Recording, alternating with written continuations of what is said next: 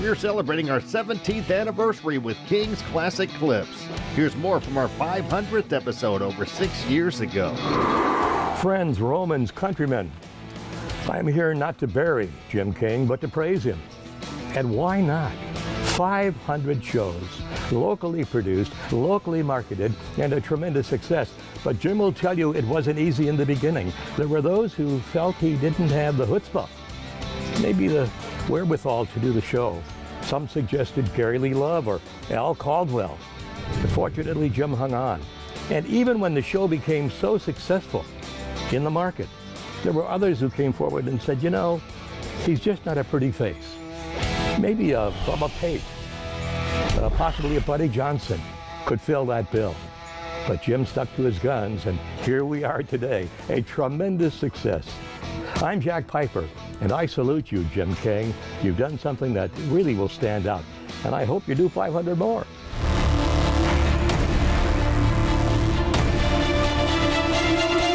After 17 years, there's so much footage in our Royal Archives, way too much to cover in a half-hour episode. But here are some highlights from our recent adventures. It's great to have real royalty on the show instead of just me, you know. Well, you're king enough indeed, for you've been doing this many years I know, now. and I'm a little bit starstruck right now with these two. Oh, stop. I really am.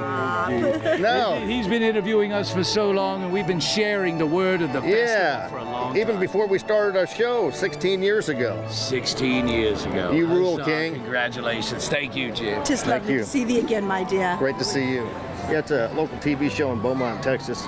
We come here about once a year, just talk to the king. I got a little starstruck. I mean, the real king. Yeah. He rules.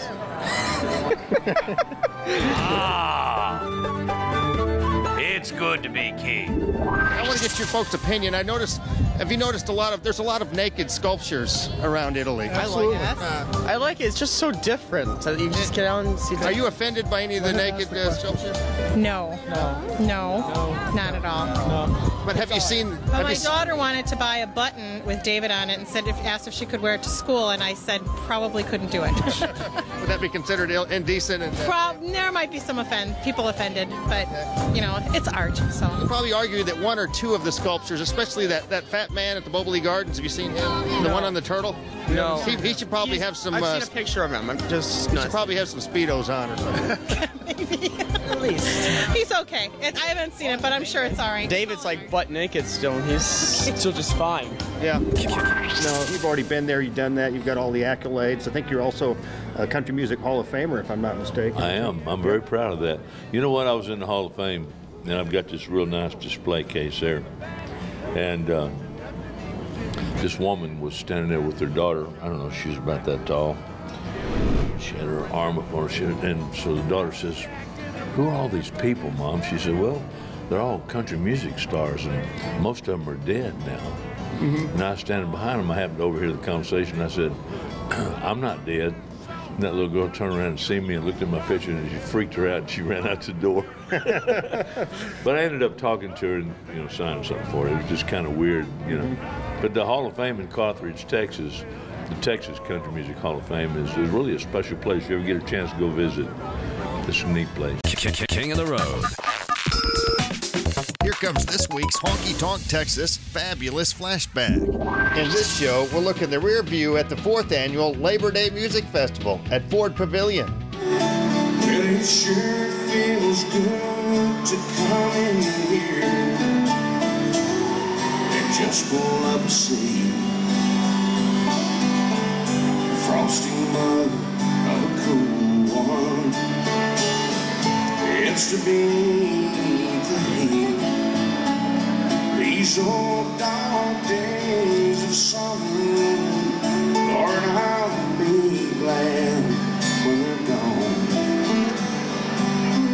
It's too hot to fish, too hot for golf, and too cold at home. It's the man, Mark Chestnut, another great show, acoustic version, a little different this year.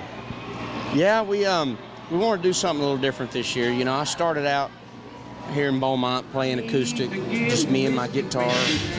And, over the years it kind of gets all messed up with all the music and the big sound and the big lights and all the band and everything. I just kind of wanted to go back and where I came from and do it the way I started. It's got a new album coming out. Heard It in a Love Song is the first release. We're playing it on Kicker 95.1. When's the album coming out, Mark? September 26th. All right, we're all over it. All right. Thanks, man. Thank you. Continued success. Keep up the great work. Sure. Good to see you, Mark. King of the Road.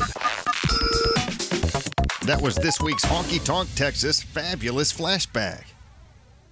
Since 2008, Honky Tonk Texas in Silsbee, Texas has featured a steady stream of the very best in local, regional, and national touring bands. Pack up your posse and boot scoot over to Honky Tonk Texas for great concerts, dancing, drinking, and dining. Of course, steak night is every Thursday, and don't forget about the Honky Tonk Grill. Visit them online at facebook.com/honkytonktx and at honkytonktexas.us. Honky Tonk Texas in Silsbee has been entertaining Southeast Texas since 2008. Where have you been?